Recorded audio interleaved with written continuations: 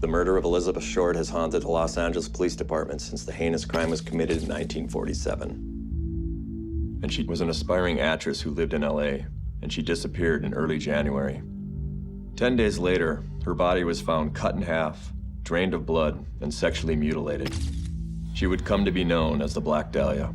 And to this day, it's still an open cold case with no suspects. 1946 is kind of a transitional time for Ed. He was thrown out of the orphanage, he's on the run, and he's 13-and-a-half-year-old when the Black Dahlia occurs. I still have a major problem with that. Like, 13, it just, you know?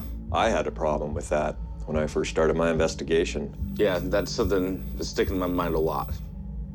Yeah, everybody seems to have a problem with that 13-year-old being capable of cutting people up or whatever he may have done.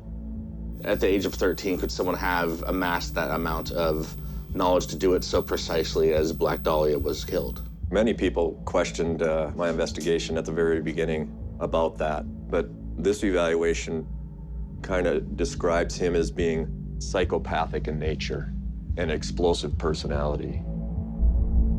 You know, Wayne's negativity has been pretty frustrating, but I spent 10 months communicating with Ed by letter and phone call, and know what he was capable of.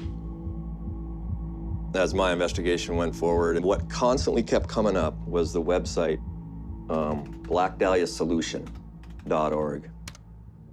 The writings in this are so Ed-like and so Zodiac-like. He actually talks about the Zodiac in here.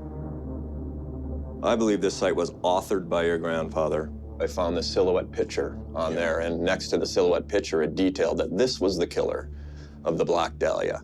And it certainly looks like a mugshot I have of Ed Edwards. That mugshot's from 1955, so Ed would have been 22 years old.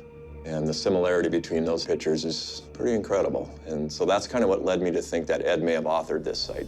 Yeah, there are similarities, but John is avoiding the fact that Ed was only 13 years old in 1947. 13.